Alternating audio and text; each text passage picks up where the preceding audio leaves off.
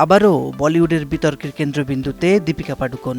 সন্দীপ রেড্ডি ভাঙ্গার স্প্রিট থেকে বাদ পড়ার পর থেকেই তাকে ঘিরে শুরু হয় নানা জল্পনা। প্রযোজকের সঙ্গে মতবিরোধ, কাজের সময়সূচি আর মাতৃত্ব সব মিলিয়ে চলছে তীব্র আলোচনা সমালোচনা। চলতি বছরের মাঝামাঝি স্প্রিট থেকে বাদ পড়েছেন বলিউডের এই লেডি সুপারস্টার। প্রতিদিন ৮ ঘন্টা শুটিংয়ের শিফট নিয়ে পরিচালক সন্দীপ রেড্ডির সঙ্গে মতবিরোধী নাকি এর কারণ। একই কারণে কিছুদিন আগে কল্কি এডিট সিকুয়াল থেকেও বাদ পড়েন এই তারকা। বিষয়টি নিয়ে বিতর্ক থামেনি। কেউ বলছেন দীপিকা পেশাদার নন, আবার কেউ বলছেন তিনি নারীদের জন্য এক নতুন দৃষ্টান্ত স্থাপন করেছেন। তবে এতদিন নীরব ছিলেন দীপিকা। অবশেষে মুখ খুললেন এই অভিনেত্রী।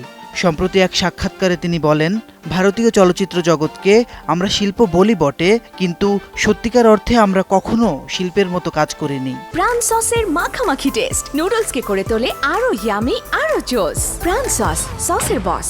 দীপিকা আরো বলেন, আমি নারী বলে যদি এই দাবিকে জেদ মনে হয় তাহলে তাই হোক, কিন্তু এখানে অনেক পুরুষ সহকর্মী আছেন যারা বছরের পর বছর ৮ ঘন্টা দিনে কাজ করেন, সাপ্তাহিক ছুটিও নিয়ে থাকেন তারা।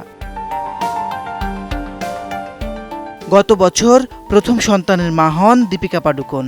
কন্যা দুয়াই এখন তার জীবনের কেন্দ্রবিন্দু।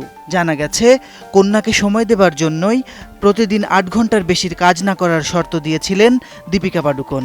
কিন্তু প্রযোজনা সংস্থা সেই শর্ত মানেননি বলে নিজেই সেই প্রকল্প থেকে সরে দাঁড়ান দীপিকা। এই অভিনেত্রী এখন ব্যস্ত সিদ্ধার্থ মানন্দ পরিচালিত শাহরুখ খানের বিপরীতে কিং সিনেমার শুটিংয়ে।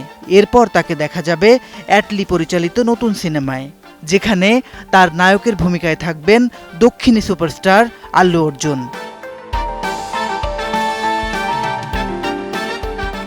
মাসিদ রনো, সময় সংবাদ, ঢাকা।